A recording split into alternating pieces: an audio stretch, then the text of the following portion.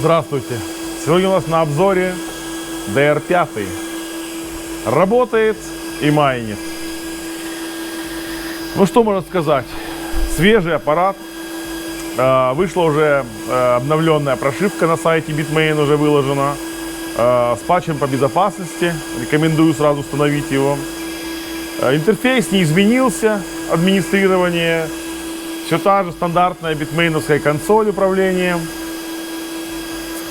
Та же вкладка System. Здесь мы видим версию. Antminer DR5. Тип оборудования. Так, администрирование. Значит, тут пароль устанавливается. Также логи показаны. Kernel лог. Вкладка апгрейда. Вкладка перезагрузки. Статус майнера, значит, майнер configuration. Задается пул, пароль, имя воркера. Также задается режим, то есть нормальный или экономичный. Значит, показывает вот уже 35,9, ну почти 36 дает терахэшей. В общем-то серьезно. Вот. Значит, на 3 платах установлено по 72 чипа. Ну и вот на воздухе температуры вполне даже вот после прогона уже в течение вот минут 15 вот он работает, да, тут вот 70, 72 температура чипов, как бы вполне даже. Вот. Также вкладка Network позволяет настроить ПО под DHCP, либо статический адрес ему прописать. Функция диагностики также позволяет пропинговать, сделать Trace Route. Ну, то есть стандартный, в общем-то, весь набор функций. Ничего здесь они не поменяли. В интерфейсе все то же самое. Ну, наверное, не терпится, чтобы я его разобрал. Давайте его разберем. Посмотрим, что там внутри.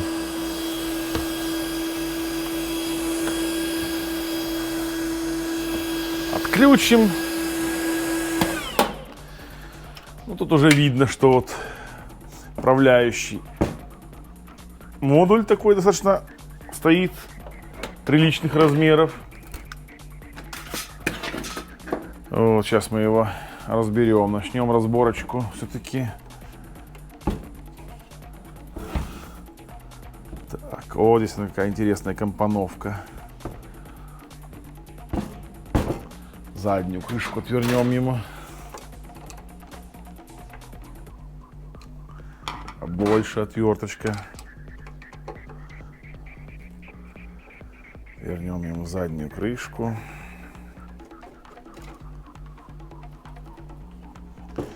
Я его так для удобства положу тут, чтобы удобно было его.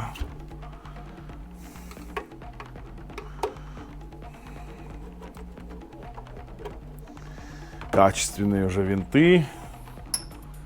Уже не простые саморезы ставят, уже нормальные винты с резьбой М3. Вот крышка такая перфорированная.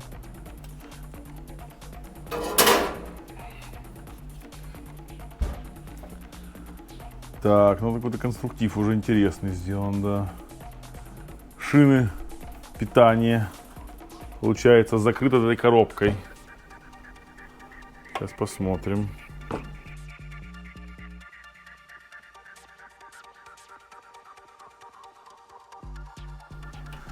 Что тут у него под капотом творится?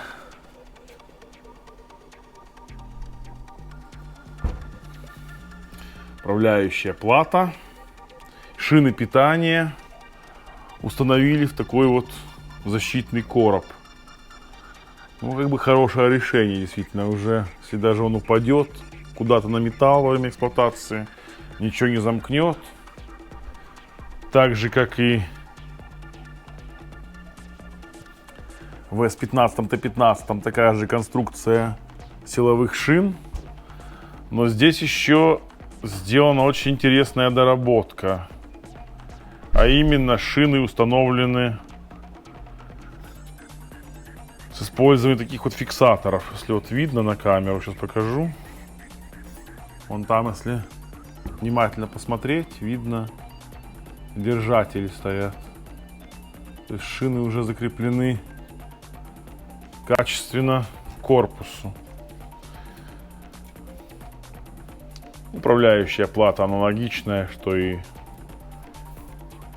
на всех версиях битмейновских изделий. Вот блок питания тоже стоит такой же, как на S15, T15. Вот. Вентиляторы подключаются также на разъем управляющей платы. Также вот шлейфы. Ну, вот такая вот интересная конструкция.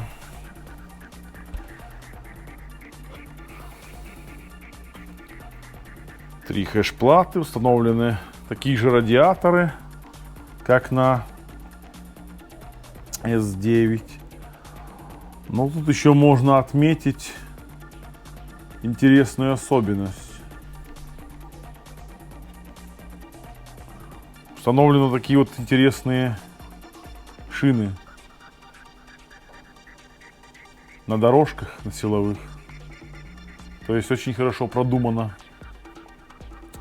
система электропитания этих плат.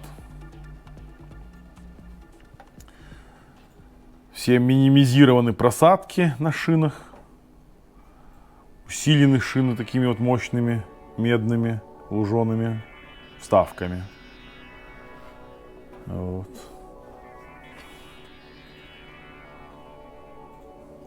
Платы хорошо отлакированы, промыты. То есть такие, в общем-то, уже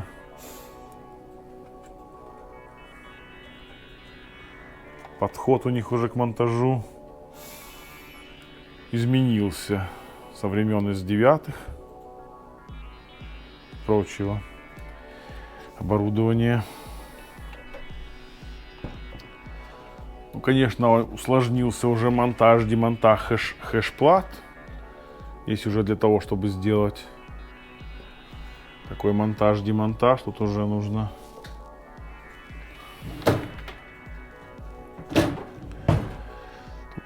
постараться. Разбирать надо будет весь корпус полностью. Уже сделали его, усложнили сборку-разборку. Вот. Ну, можно тут посмотреть еще. Да, еще вот особенность такая интересная. Установили решетку после вентиляторов. Очень интересное, конечно, решение. До этого такого не было.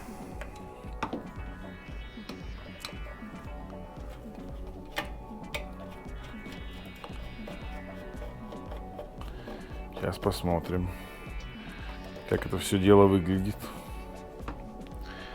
Блок питания аналогичен S15, T15.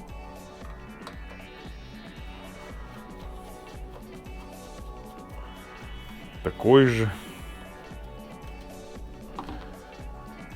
Ничем практически не изменился.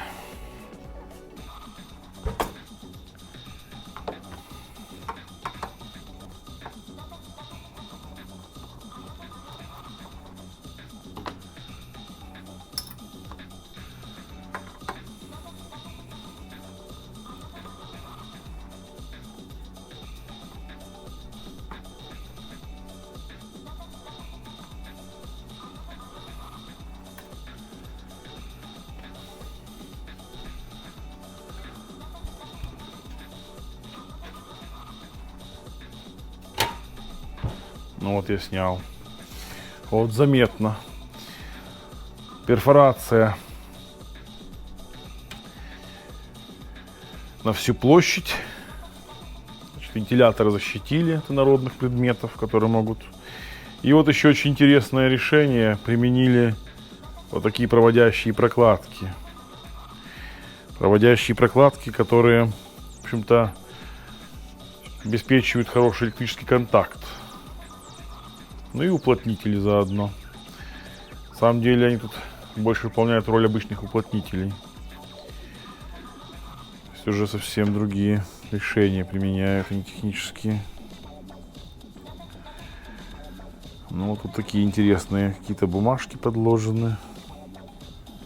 Ну да, вот они подложили свои битмейновские наклейки для того, чтобы плата вот в эти пазы вставлялась и не царапалась. Такой вот у них вариант интересный. Вот, ну, все собрано очень компактно, плотно, минимальные зазоры. Если вот посмотреть на конструкцию, видно это, как все собрано. Изделие уже вполне даже законченный вид имеет.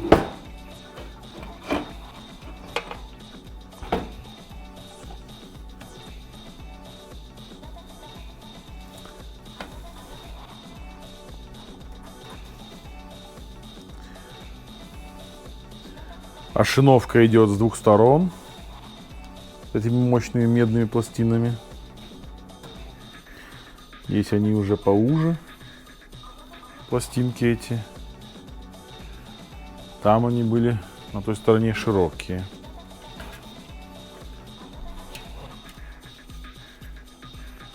Вот такая вот интересная конструкция. Кстати, на передней стенке также видно такие же вот уплотнители,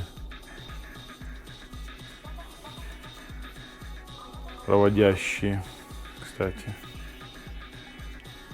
также фиксаторы.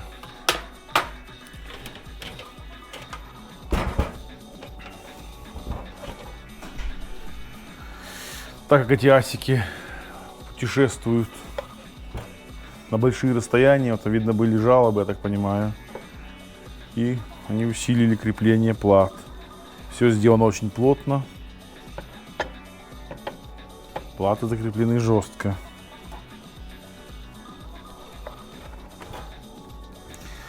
Также установлены довольно качественные конденсаторы.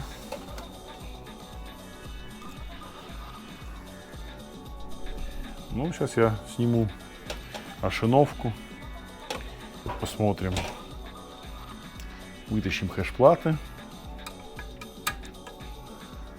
Значит, шины, я уже сказал, крепятся на таких вот интересных фиксаторах, которые, значит, почему-то одна только шина имеет фиксаторы, вторая шина нет. Вот такие вот фиксаторы. Вот он.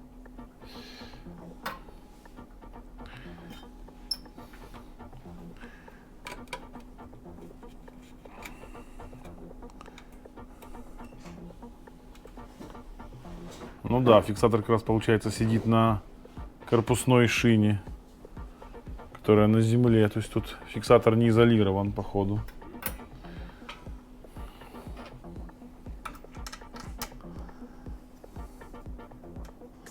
Так, шестигранники, блока питания, шины.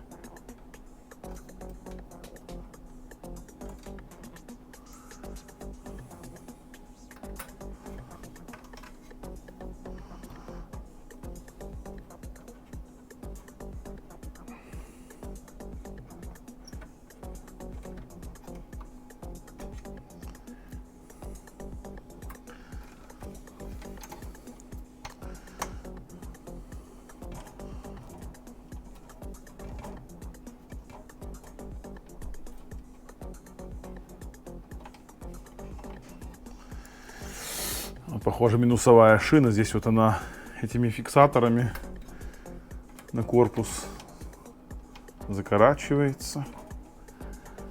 А плюсовая шина остается изолирована. Значит, тут еще видно наклейку они сделали изоляционную под шинами.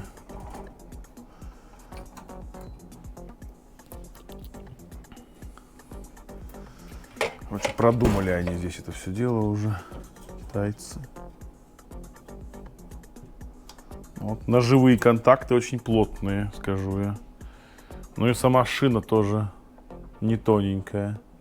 Вполне даже солидная 1,5 миллиметра по меди точно есть.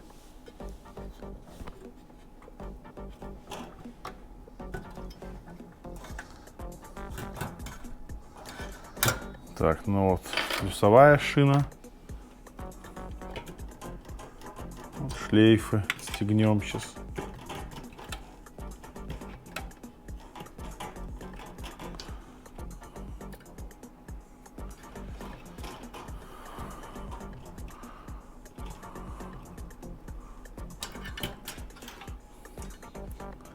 Ну вот хэш-платы свободны, должны быть свободны. Ага, здесь получается сама эта конструкция еще держит их. Конструкция сделана так, что надо откручивать полностью саму эту коробку, управляющий компьютер.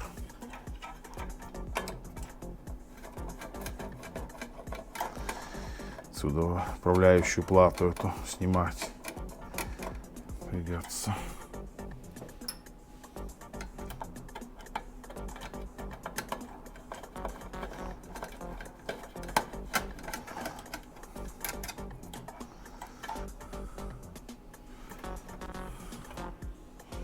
Ну да, по 4 болта на каждой стороне. Все серьезно.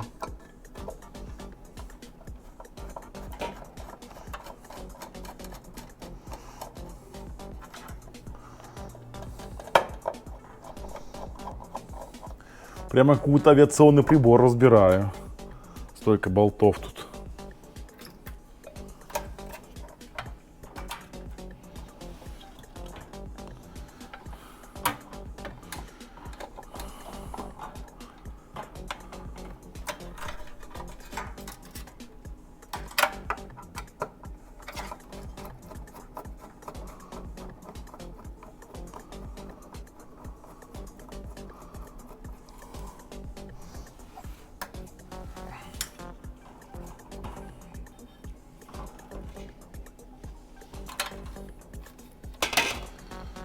Да, не пожалели китайцы болтов. Отнеслись с пониманием конструктива.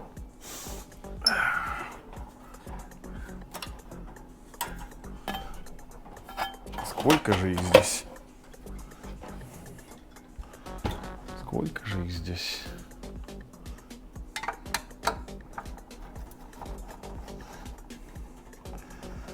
Шесть болтов крепят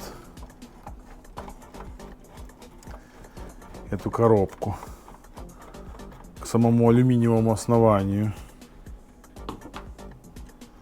6 таких вот М3. Угу. Ну вот оно, наконец-то. Можно вытащить хэш-плату. О, еще тепленькая.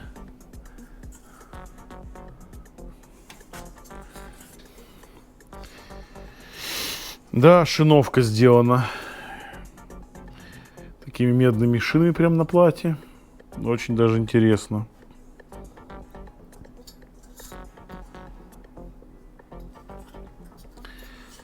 С одной стороны, правда, сделано, а здесь вот с другой стороны нету. Только с одной стороны шиновка идет. Видно прямо, как это решение конструктивно оформлено.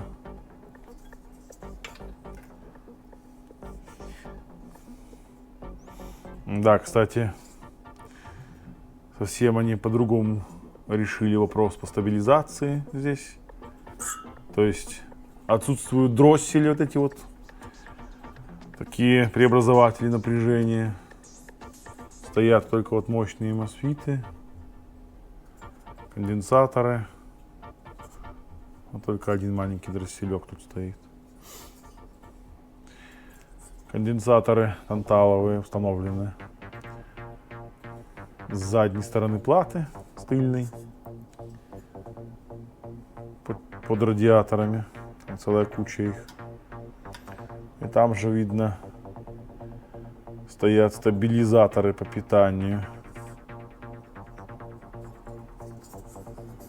Самих асиков, чипов. Да, интересный, конечно, конструктив. Ну, кстати, еще интересно, вот они тут наклейку, порезанную наклейку Bitmain наклеили на плату, чтобы она здесь фиксатором удерживалась. Ну, кстати, вот заметно уже ее подтерло немного с торцевой части. Так, ну здесь дорожка, в принципе, отсутствует. Здесь даже если что-то и... Сейчас посмотрим.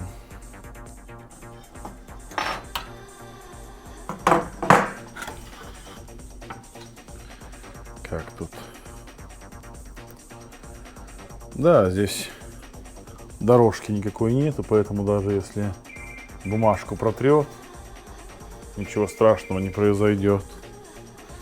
Короткого замыкания не будет.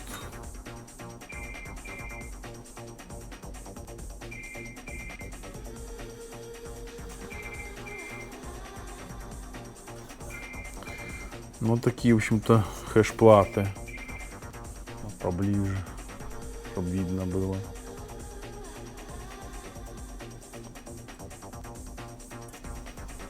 Съемники.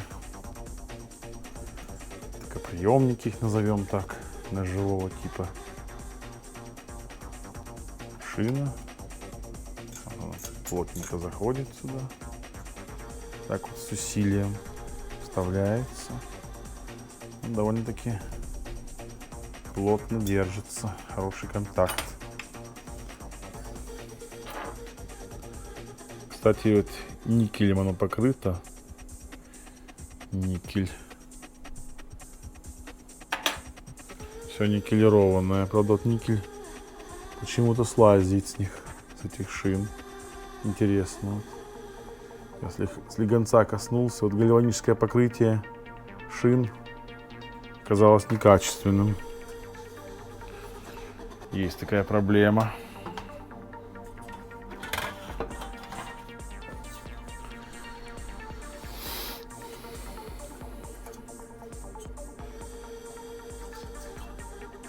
Ну все, асик пуст. Все три платы я вытащил. Ну, вот видна конструкция. Блок питания разбирать не буду, я его разбирал на прошлых обзорах. С 15 там ничего не изменилось. Также имеется шлейф между блоком питания и управляющей платой, управляющим компьютером. Вот, который, ну вот как выглядит конструктивно этот короб, где установлен управляющий компьютер и закрыты шины питания, значит. Также видна прокладка проводящая, такая вот интересная уплотнительная прокладка между корпусом.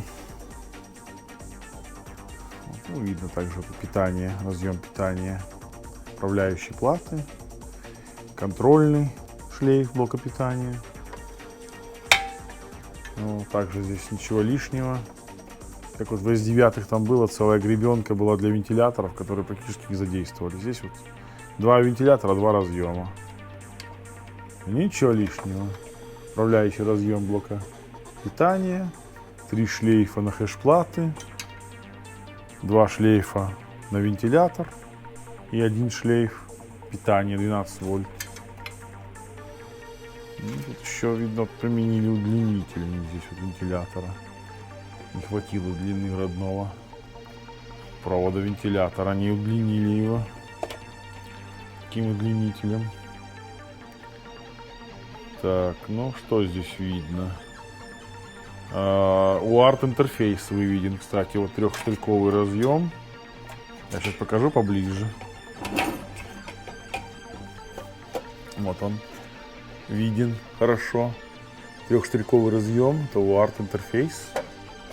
Там прямо обозначено буквы RT, соответственно, Receive Transmit.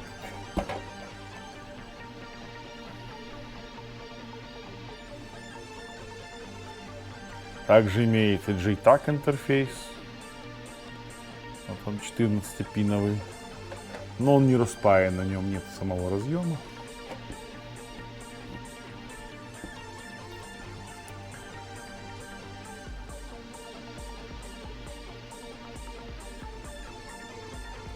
Плата качественная, в принципе, ничего не скажешь. Все собрано хорошо. Можно посмотреть, конечно, открутить ее тут.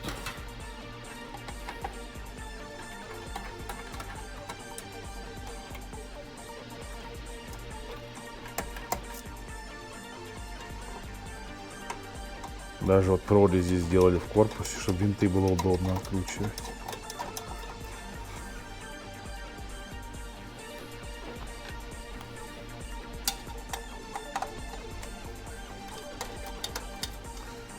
Никаких саморезов, везде только винты. С резьбой М3 стандартный. Вот я открутил. Вот она, управляющая плата. Видны стойки.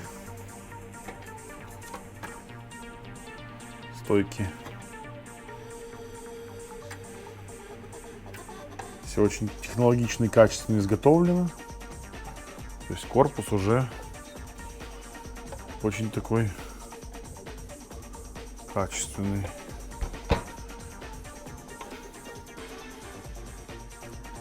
Ну вот и все, закончил я сборку асика на место. Все работает, все собрано.